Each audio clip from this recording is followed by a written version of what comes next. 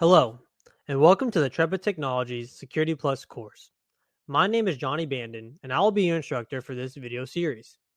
This video will cover Domain 3.7, Secure Identity and Account Management. Now let's get started.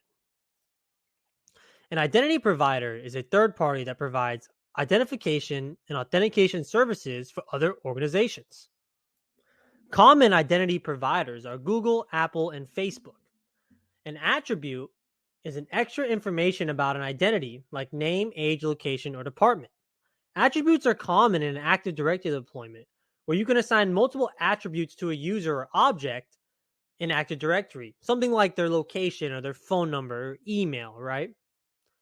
A certificate is used in identity management to prove a system or user is authentic and ensures the integrity of a user. Certificates are typically implemented when you deploy a public key infrastructure in your environments. We will discuss PKI more in detail in later videos. So you can see right there for your identity provider, something else we want to go over before we move on. It uses something called OpenID, right? That is a concept for using federated services for authentication, right? This is a protocol for that. But we also have SAML, which we'll talk about in later videos as well, that also do authentication and use identity provider. Sometimes it gets a little muddy in the Security Plus exam objectives on what they want you to think an identity provider is, because sometimes they relate it strictly to OpenID, and sometimes they mean it just in a general or broad sense that a company is providing you authentication services and the protocol they use is irrelevant to describing what that identity provider is, okay? So for the exam, just know an identity provider is something that provides service authentication and authorization services. A token can be used to authenticate a person's identity electronically. A token can be stored on a portable device like a smart card or even a token, put that in quotation marks, right? That is something people refer to as smart cards as well.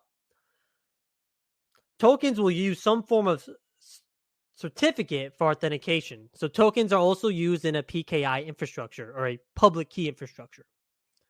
SSH keys are going to be used when we're doing SSH connections, right? So when we have to SSH terminals in our cloud, we're going to use SSH. And SSH uses RSA keys.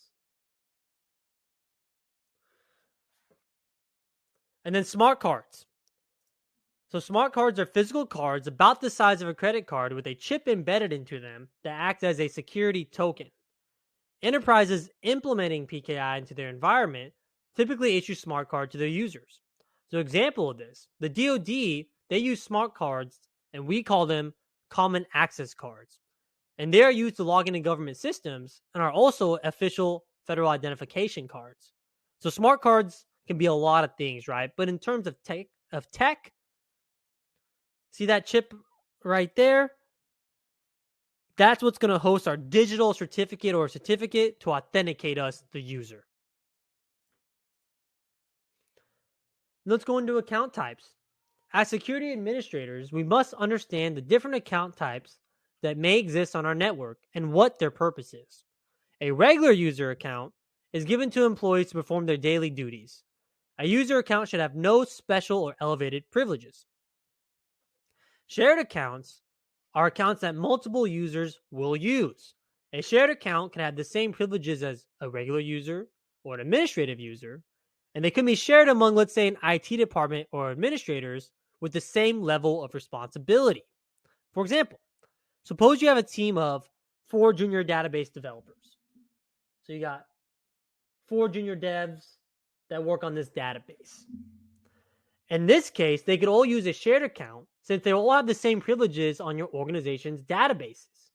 This shared account will be accessed from their regular user account, so you can still track which user is making changes using the shared account. Because you don't want a situation to arise where fingers are getting pointed when the database goes down, right? So there's still a way with shared accounts to have some sort of accounting for who made a change, right? Or logging who did something on a system.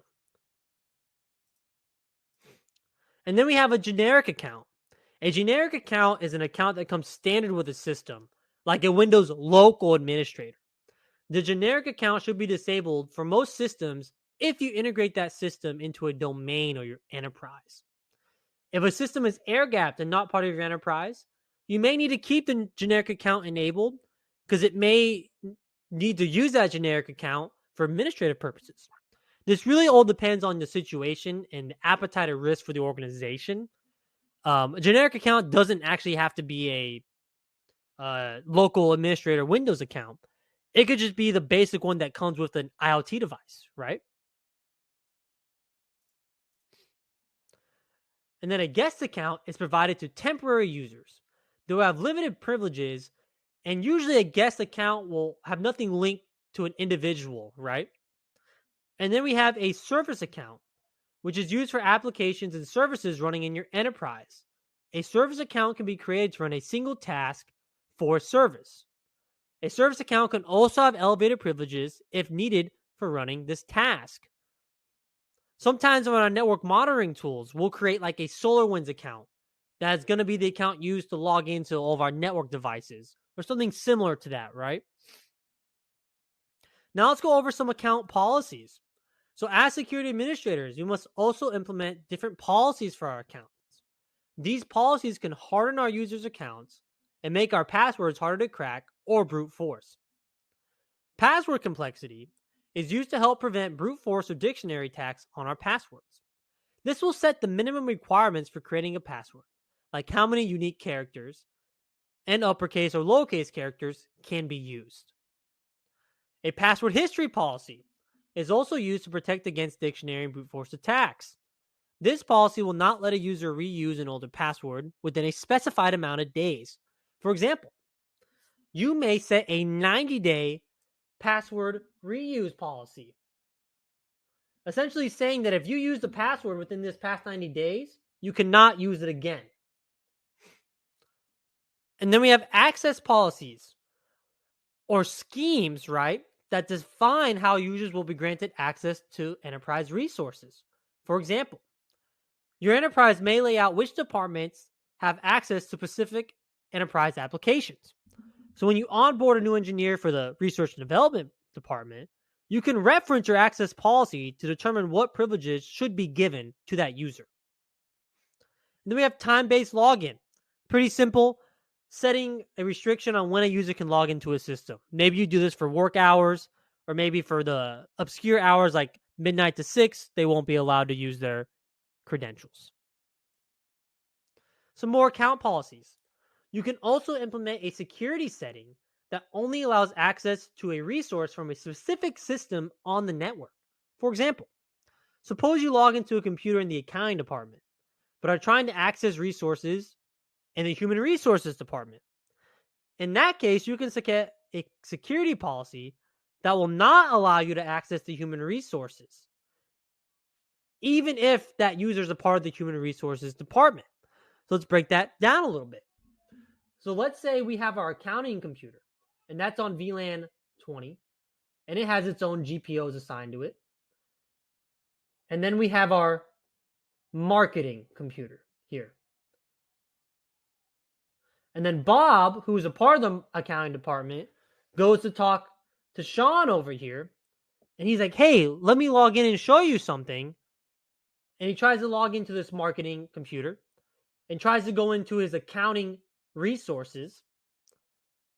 If we set a network location policy, we can put a GPO that says only computers in VLAN 20 can access the accounting file shares or SharePoint portal pages. So even if Bob's user account does have the correct access, if he logs into a marketing computer, he won't be allowed to access those accounting resources because he could be showing Sean something he doesn't need to see. And possible travel times will compare log data of where a user logged in and at what time. So if a system says user 1 logged in at 9:04 a.m. in London and then logged into a system at 9:07 a.m. in New York, this is a sign that user 1's account may have been compromised because the user can have been logged in at the same time in two geographically separate locations. So this is just a term to describe or to help you notice when an account has been compromised by looking at the login history. Some more account policies. So, account permissions define what an account is allowed and not allowed to access. This will typically be set by organization security policies and guidelines. And then account audits verify that accounts throughout your enterprise have correct permissions for their daily roles and duties. You must always trust but verify that your team is setting the correct permissions on user accounts. Lockout is a security policy that you can implement on your user accounts that will lock out a user if a password is entered incorrectly a certain amount of times. The typical standard you see is 3 times. And once an account is locked out, a user must contact an administrator to unlock it.